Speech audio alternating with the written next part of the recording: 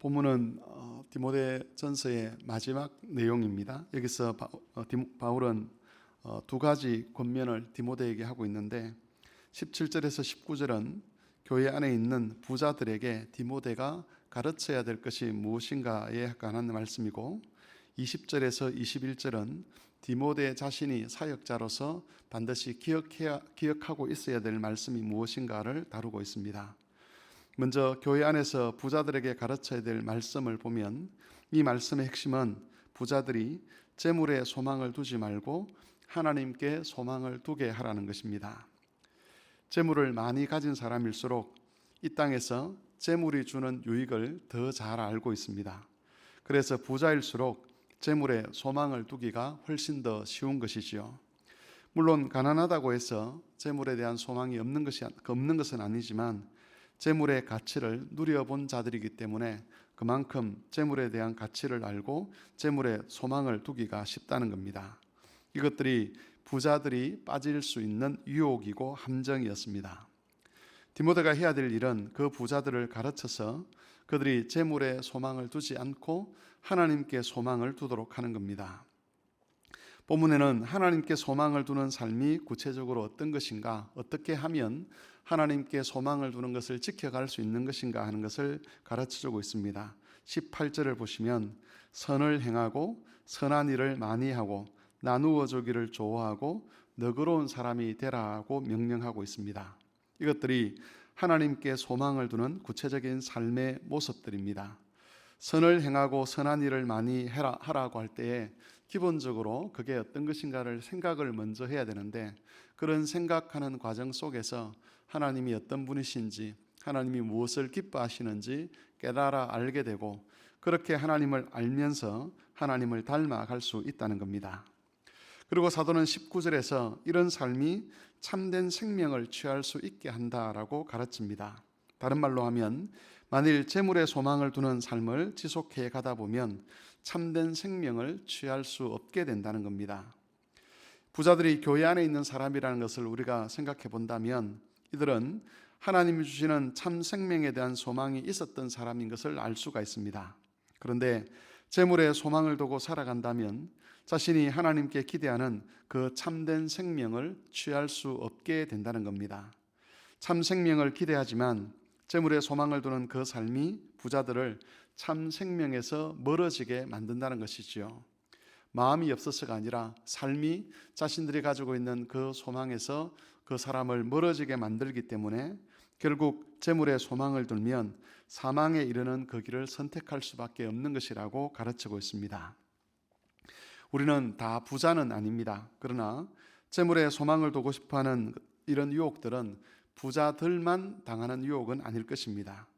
부자들보다 유혹의 정도는 약할 수 있지만 우리 역시도 그 함정과 유혹에 빠져들 수가 있습니다. 그러므로 모든 그리스도인들은 하나님께 소망을 두는 삶이 어떤 것인지를 생각하고 거기에 헌신할 수 있어야 합니다. 재물뿐만 아니라 우리로 하여금 하나님께 소망을 두지 못하게 하는 것이 무엇인가를 살피면서 그런 모든 유혹과 함정에서 벗어날 수 있도록 자신을 쳐서 연단하는 것이 필요하다는 것이지요. 그런 삶이 우리로 하여금 참 생명에서 멀어지지 않게 하고 그 생명을 향하여 앞으로 나아갈 수 있게 만드는 것입니다. 본문의 두 번째 내용은 사역자인 디모데가 끝까지 따라야 될 말씀이 무엇인가를 가르쳐주고 있습니다. 바울은 디모데가 피해야 될 것이 있고 따라야 될 것이 있다라고 구분해서 말씀하고 있습니다. 먼저 디모데가 피해야 될 것이 있습니다. 20절을 보시면 망령되고 허탄한 말과 거짓된 지식의 변론을 피하라라고 말씀하고 있습니다. 이것들이 구체적으로 어떤 것인가 하는 것은 디모데전서 앞부분에 나와 있습니다. 바울이 디모데전서를 끝내는 시점에서 다시 이것을 강조하는 것은 헛된 말과 거짓된 지식의 반론이 디모데에게 유혹거리가 될 수 있었기 때문입니다. 에베소 교회의 거짓 선생들은 헛된 말과 거짓된 지식의 반론을 펴는 사람들이었는데 이런 거짓 선생들의 가르침에 대해서 당시 많은 교인들이 흥미를 느끼고 또 그 가르침을 듣는 것을 즐거워했습니다. 그러다 보니까 자연스럽게 거짓 선생들이 사람들로부터 인정을 받게 되고 심지어 존경을 받는 그런 상황에 이르게 되기도 했습니다. 아마 디모데도 다른 사람들로부터 그런 지지와 인정을 받고 싶었을 겁니다. 하지만 만일 디모데가 사람들로부터 그런 인정과 지지를 받기 위해서 거짓된 것들을 따르게 되면 21절에서 경고하는 것처럼 참 믿음에서 벗어날 수밖에 없는 것이지요. 따라서 참 믿음의 사람인 디모데가 사람들의 지지와 인기 때문에 거짓된 것을 따라가서는 안 되는 것이었습니다. 바울 사도는 이것을 경고하면서 디모데가 헌신해야 될 것이 무엇인가를 다시 말씀합니다. 그것은 하나님께서 디모데에게 부탁한 것을 끝까지 지키는 일입니다. 20절 끝부분을 보시면 내게 부탁한 것을 지키라 라고 되어 있습니다. 하나님께서 디모데에게 부탁한 것, 하나님께서 디모데에게 위임하여 맡기신 것은 참 복음입니다.